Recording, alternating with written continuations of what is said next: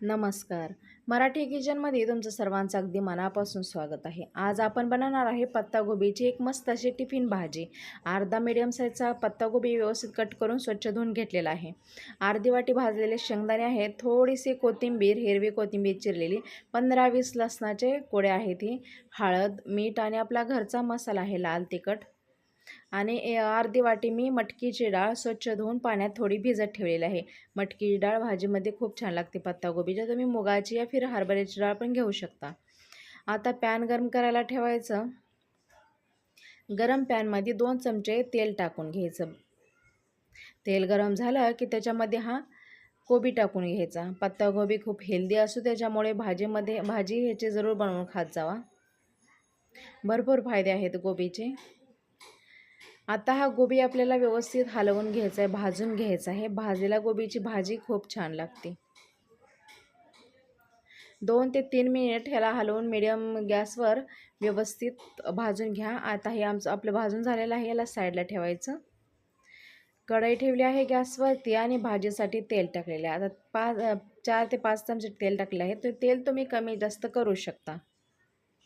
आता गरम तेलामध्ये थोडं जिरं, कढीपत्ता असलं तर कढीपत्ता पण टाकून घ्यायचा. एक मध्यम आकाराचा कांदा बारीक चिरून घेतलेला आहे, कांदा यामध्ये टाकायचा. मध्यम आचेवर हे सगळं करून घ्यायचं भाजी आपण. आता 15-20 लसणाच्या कळ्या थोडेसं ठेचून घेतलेल्या आहेत. लसणाच्या कुळ्या, देशी लसूण आहे, खूप छान भाजी होती याची. कांदा आणि लसणाचा जो वास आहे थोडासा तेज असतो, त्यामुळे त्याला चांगलं व्यवस्थित भाजून घ्यायचं, वास निघून जातो. कांद्याला आणि लसणाला गोल्डन ब्राऊन होईपर्यंत भाजायचं. 2 मिनिट असंच राहू द्यायचं आणि हलवत राहायचं. आता आपला कांदा भाजीसाठी तयार झालेला आहे. तर अर्धा चमचा हळद टाकून घ्यायचं. 1 चमचा आपला घरचा मसाला आहे तो टाकून घ्यायचा. तुम्ही धनिया पावडर पण टाकू शकता थोडीशी, आणि दुसरा कुठला मसाला असेल ते पण टाकू शकता, जसं गरम मसाला आहे, भाजी मसाला वगैरे. अर्धी वाटी आपण भाजलेले शेंगदाणे घेतले, त्याला कुटून घ्यायचे असं मिक्सरवरती. हे मिक्स करायचं. आता याच्यामध्ये आपल्याला डाळ टाकायची होती, पण मी विसरली थोडी. आता पत्तागोबी टाकून घेऊया. आता याच्यावरनं जी आपण धुवून स्वच्छ ठेवलेली डाळ होती, व्यवस्थित भिजलेली आहे, ती डाळ मिक्स करून घ्यायची. गॅस मध्यम आचेवरतीच आहे. गोबीमध्ये थोडंसं पाणी असतं ना, आपली भाजी सुकी आहे. व्यवस्थित मिक्स करून घ्यायचं. डाळ, कोबी आणि मसाला एकत्र झाला पाहिजे. मस्त असं भाजून घ्यायचं मध्यम आचेवरती. मिक्स करून घ्यायचं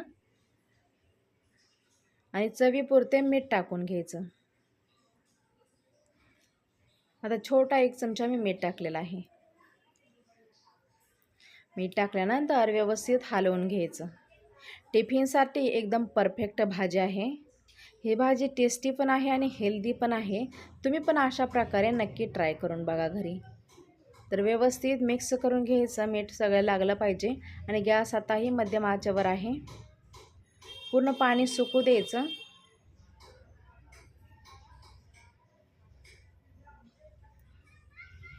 आणि हे बघा, ह्याला 2 मिनिट असंच ठेवायचं. 2 मिनिटानंतर आणखी एकदा हलवून घ्यायचं. आता आपण भाजीला झाकून ठेवणार आहे. तर पुरं 3 ते 4 मिनिट झाकून ठेवायचं. जास्त पण शिजवायच्या नसतात अशा भाज्या. हे बघा, 4 मिनिटानंतर आपली भाजी मस्त अशी तयार झालेली आहे. गॅस बंद केलेला आहे आणि सर्विंगसाठी भाजी एकदम तयार आहे. तर तुम्ही पण अशी पत्तागोबीची भाजी जरूर करून बघा. व्हिडिओ तुम्हाला जरा पण पसंत आला असेल तर व्हिडिओला एक लाईक जरूर करा. अगर तुम्ही नवीन बघणारे असणार तर एक सबस्क्राईब करा जरूर चॅनलला. एक लाईक करा, सबस्क्राईब करा. व्हिडिओ आवडला की नाही मला कमेंट करून सांगा.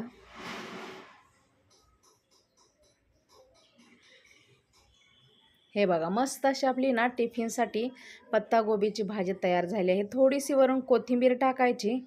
आणि चला मग, व्हिडिओ बघितल्याबद्दल धन्यवाद.